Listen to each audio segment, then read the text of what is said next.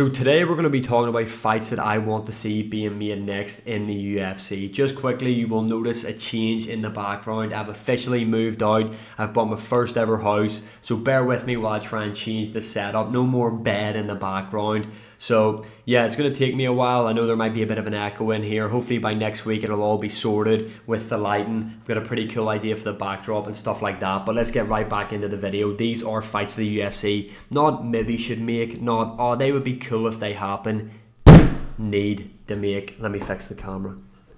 That's the first desk slam on the new desk. Wasn't the best one, but bear with me. Bear with me. You know what I mean? We're going to find out where the best spot is to hit on the table. But starting off with the number 8th ranked UFC lightweight in Paddy Pimblett. Paddy Pimblett is coming off a career best performance over Michael Chandler at UFC 314, where Paddy Pimblett kind of just showed that he is elite. Paddy Pimblett absolutely destroyed Michael Chandler in there. Paddy Pimblett beat Michael Chandler worse than Dustin Poirier did, Charles Oliveira and Justin Gaethje did. That was an absolute one-sided beatdown from Paddy Pimblett. Now yes, he is ranked number 8, and the guy you're going to see who I've matched him up against, you might say, Paddy doesn't deserve that, and that would be against Arman Tsarukyan. I think this is definitely the fight to make next. There's a bit of bad blood between them. Paddy Pimblett doesn't like the fact that Arman Tsarukyan, I think, was well off when he was younger and stuff like that. It's kind of a weird thing that Paddy Pimblett's going down because he's saying about Arman Tsarukyan's family being well off. It's something along those lines,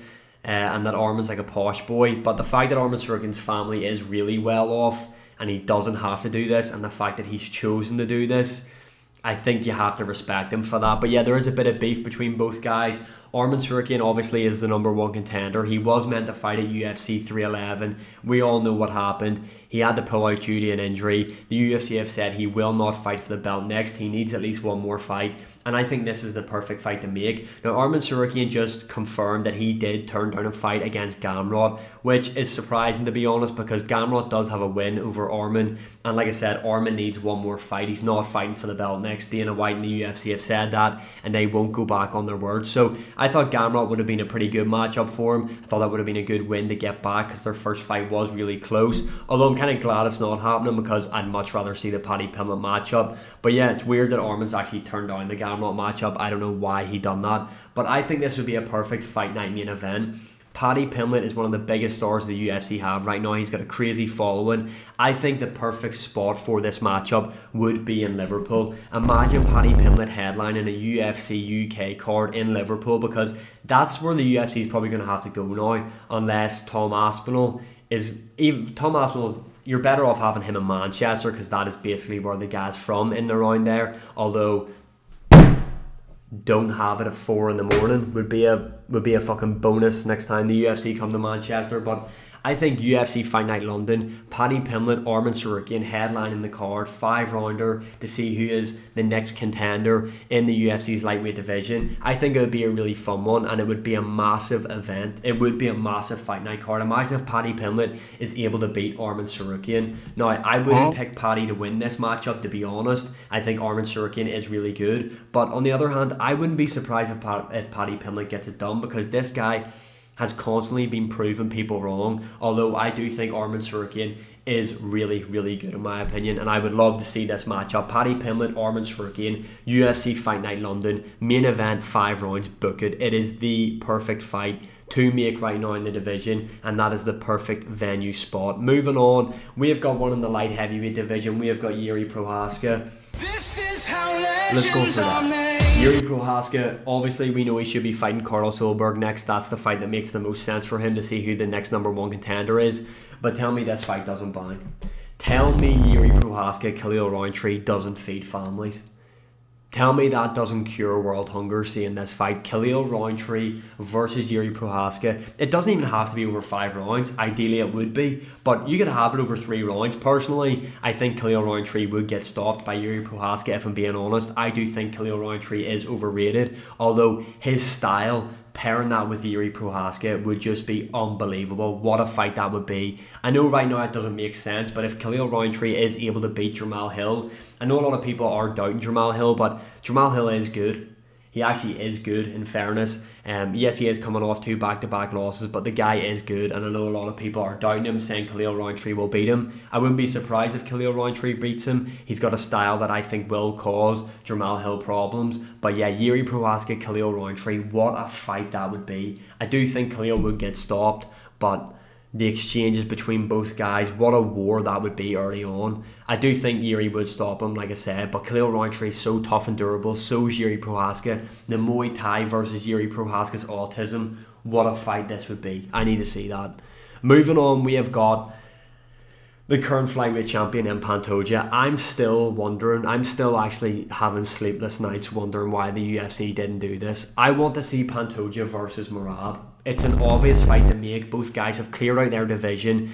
The flyweight division and bantamweight division need time to build up next contenders for these guys because they have just wiped the division completely. I don't know why we didn't get this fight. I honestly don't. Merab, he's got a pretty big following, if we're being honest, and Pantoja's following, yeah, it's not massive, but he's still a decent sized following, and he's got a lot of title defenses behind him.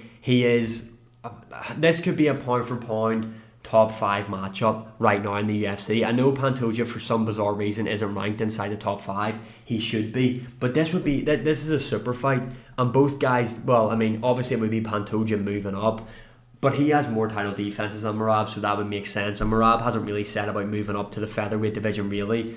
I know Pantoja hasn't said it about the bantamweight division, but still, this would be such a fun matchup. Now, do I think Pantoja would beat Merab? No, I would pick Merab to win. Merab would be bigger than Pantoja, and Pantoja does tend to fade at times in fights, and I think Merab's cardio, shock horror, his only weapon, would really wear on Pantoja. But I think Pantoja's grappling's really underrated. I would love to see the scrambles between both guys, and I think you need to finish Merab to beat him. I don't think you're going to be able to go 5 rounds with him, and I think Pantoja is one of those guys that could finish Merab because Pantoja's submission game is really underrated, and on the feet, I would favour Pantoja because I think Pantoja is a better striker than Merab. Maybe Merab might have more success though because of the constant threat of the takedown. Who knows? It's just such an intriguing matchup, and one that I think we should have got this over the O'Malley rematch.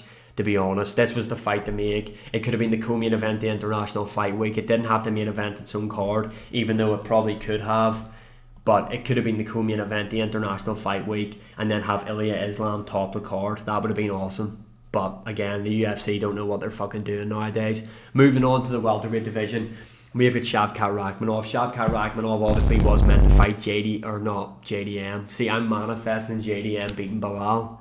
You're welcome. But Shavkat was meant to fight Bilal Muhammad at UFC 315 in Canada.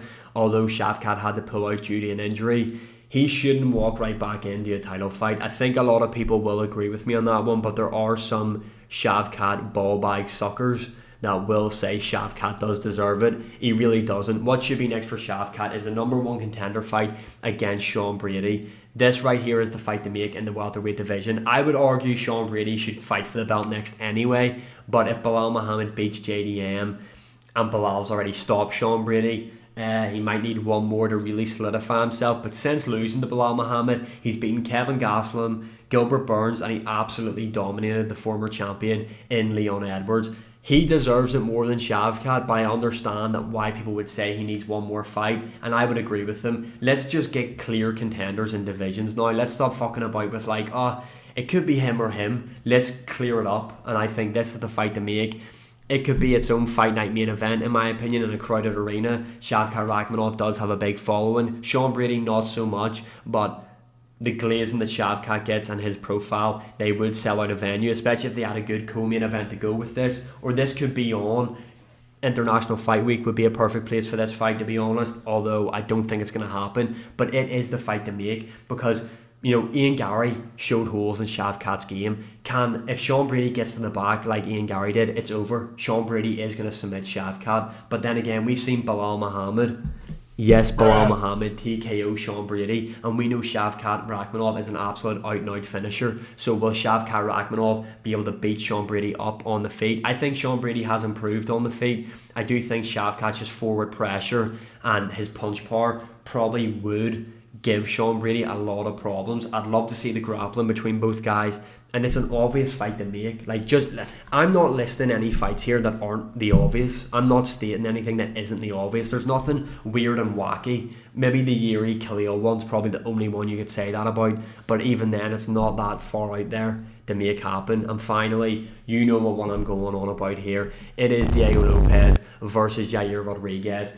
What we've seen in the build-up to UFC 314, we need to see this pay off. We know Ilia Topuria isn't fighting on UFC Notch anymore, for those who remember. I think I've nearly said this in every fucking video now, but we seen on the Lerone Murphy-Josh Emmett card, it was leaked that Charles Oliveira was going to fight Ilia Topuria on that card. Now it's not happening. We know Ilia is fighting International Fight Week. I think it is going to be against Charles.